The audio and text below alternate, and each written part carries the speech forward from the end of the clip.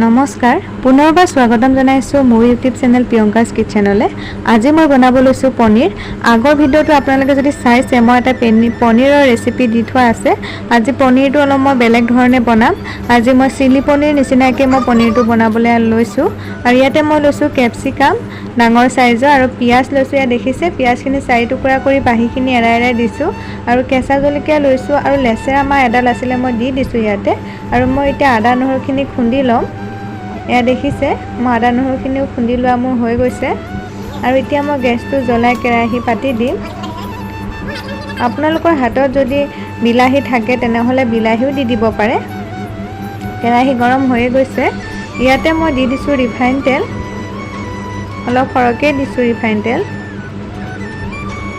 তেলখিনি গৰম হোৱাত মই গেছটো অলপ চিমত কৰি দিছোঁ আৰু পিঁয়াজখিনি মই দি দিম। আৰু পিঁয়াজখিনি মই ধুনীয়াকৈ ৰঙচুৱা হোৱালৈকে মই ভাজি ল'ম।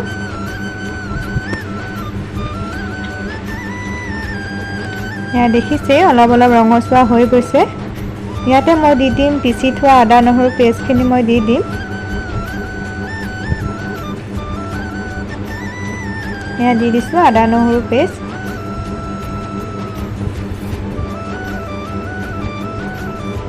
আদা নহৰুখিনিও ঠিক একেধৰণে ভাজিব লাগিব অলপ ৰঙচুৱা হোৱালৈকে। ইয়াতে মই দি দিছোঁ ইয়াকে দেখিছে লেচেৰা মাহখিনি দি দিছোঁ আৰু ইয়াতে কেপচিকামো দি দিছোঁ আৰু কেঁচা জলকীয়া 3টাও মই দি দিম।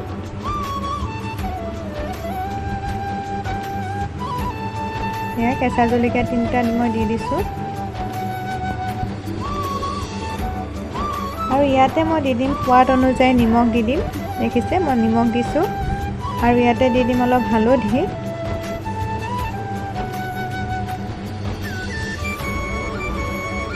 হালধিখিনি দিয়া হোৱাৰ পাছতে মই এয়া লৰাই দিম। লৰাই দি পেলাই মই এখন ঢাকনি দি পেলাই ঢাকি দিম 2 মিনিটমানৰ কাৰণে।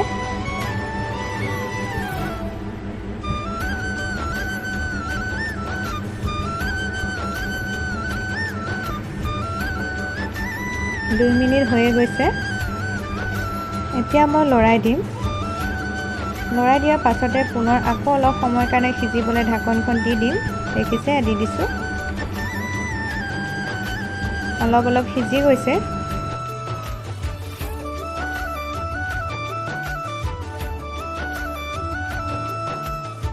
ইয়াতে মই দি দিছোঁ জিৰা গুড়ি 1 চামুচ আৰু ইয়াতে দিছোঁ গৰম মছলা আধা চামুচ আৰু দি পেলাই মই এতিয়া লৰাই দিছোঁ। দেখিছে এনেধৰণে লৰাই দিছোঁ।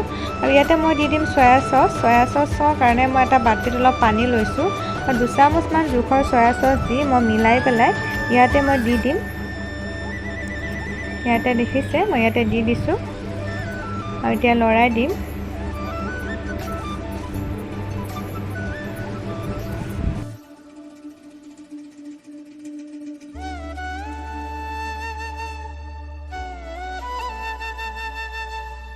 কেঁচা বিলাহী দিয়া নাই।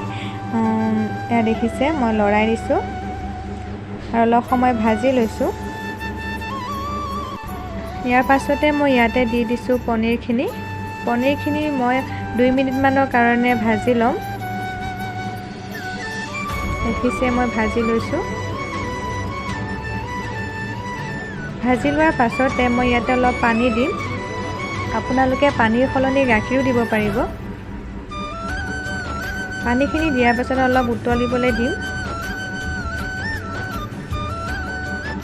এয়া অলপ উতলিয়ে গৈছে।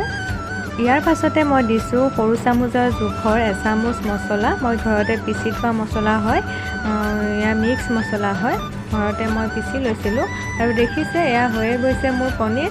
আপোনালোকে ইয়াতে বাটাৰো ব্যৱহাৰ কৰিব পাৰিব। এতিয়া মই গেছটো অফ কৰি দিছোঁ। এয়া দেখিছে মোৰ পনীৰ ৰেচিপি হৈ গৈছে। বিৰাটেই ধুনীয়া হৈছে খাবলৈ। আপোনালোকে ঘৰতে এনেধৰণে বনাই খাব পাৰিব। আৰু যদি আপোনালোকৰ মোৰ ভিডিঅ'টো চাই ভাল লাগিছে তেনেহ'লে প্লিজ মোৰ ভিডিঅ'টো লাইক কমেণ্ট শ্বেয়াৰ কৰিব আৰু লগতে মোৰ চেনেলটো ছাবস্ক্ৰাইব কৰি দিব। আৰু আগলৈও আপোনালোকে মোক এনেধৰণে মৰম আৰু সহায় কৰি যাব।